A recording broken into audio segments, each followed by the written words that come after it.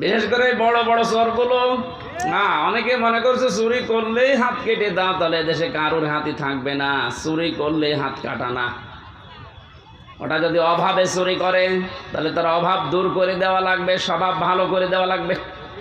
স্বভাব ভালো করার জন্য যে পদ্ধতিগুলো আছে ওই ধাঁচে ফেলা লাগবে।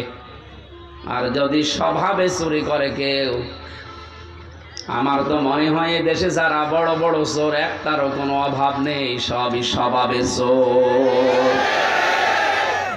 এটা মানুষের টাকা লাগে কত, চুরি করে তাও যদি আপনি নিয়ে যেতে পারতেন আপনাকে আমি কিছু বলতাম না। নৌকায় পার হচ্ছিল, ওর বন্ধুরে যখন ধরেছে বন্ধু বলছে আমি একা ধরা খাবো। ওই যে আল্লাহর ওলি কোনটা, ওই যে সালমান এফ রহমান, তো ওর দাড়ি গো, ওইগুলো দাড়ি কেটে ফেলেছে। তো আপনি কি করলেন বলেন তো? এখন এই যে ডিম খাচ্ছেন উপর দিয়ে নিচ দিয়ে, আরও তো জায়গা মতো পড়েননি। আমাদেরকে যে সমস্ত জালেমদের হাতে দিয়েছিলেন, আপনাদেরকেও যদি ওই রকম সামনে কেউ পড়ে যায়, ডিম দেখবেন জায়গায় দিয়ে দেবে। এই যে হাতের আঙ্গুল নখ তুলে ফেলে, এগুলো রিমান্ডে দেখাচ্ছিল যে আমরা যে এইভাবে নখ তুলি। এইরকম লোক জালেম শুধু ওদেরই, আর জালেম নেই,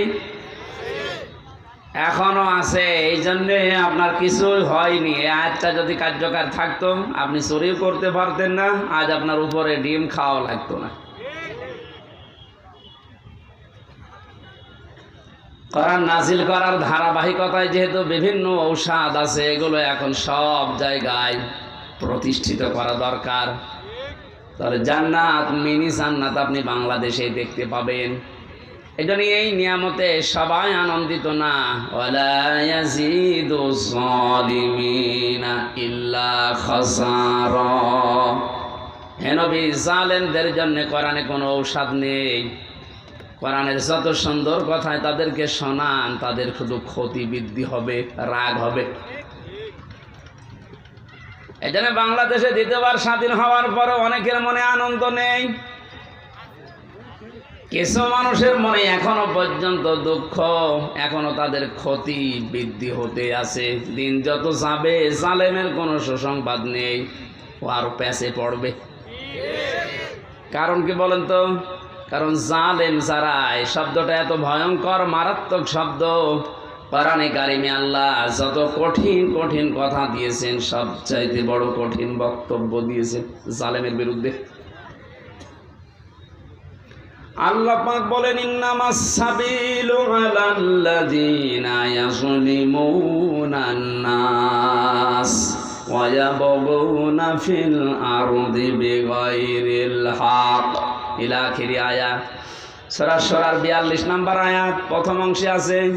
আল্লাহ বলেন, আমি আল্লাহর মামলা হবে তাদের বিরুদ্ধে যারা মানুষ হয়ে মানুষের উপরে জুলুম করেছে। এই আয়াত অনুযায়ী এখন বলেন তো, বাংলাদেশে আল্লাহর মামলার আসামি আছে না নেই? আল্লাহ ইয়াজলিমুনাল মুসলিমুনা দেননি, যে মুসলমানদের উপরে যারা জুলুম করেছে।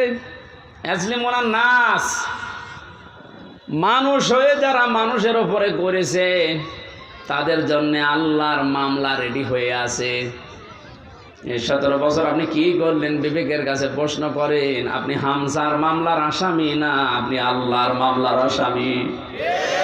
দ্বিতীয় শব্দ আরো মারাত্মক, ওয়ায়াবগুনা ফিল আরদি বিগাইরিল হক।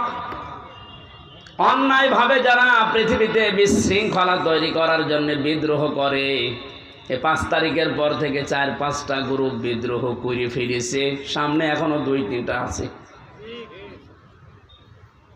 আপনি এখন আনসারের নাম নিয়ে অধিকার আদায়ের জন্য মাঠে নেমেছেন। 17 বছর কোথায় ছিলেন? আমরা তো জরিপে এখন দেখতে পাচ্ছি 40,000 যদি আনসার নিয়োগ হয়ে থাকে 9 সাল থেকে 17 সাল 24 সাল পর্যন্ত, তার 33,000 সব গোপালগঞ্জের। এতদিন আপনি মায়ের কাছে বলতে পারেননি, এখন মামার কাছে, মামা বাড়ি আবদার পেয়েছে।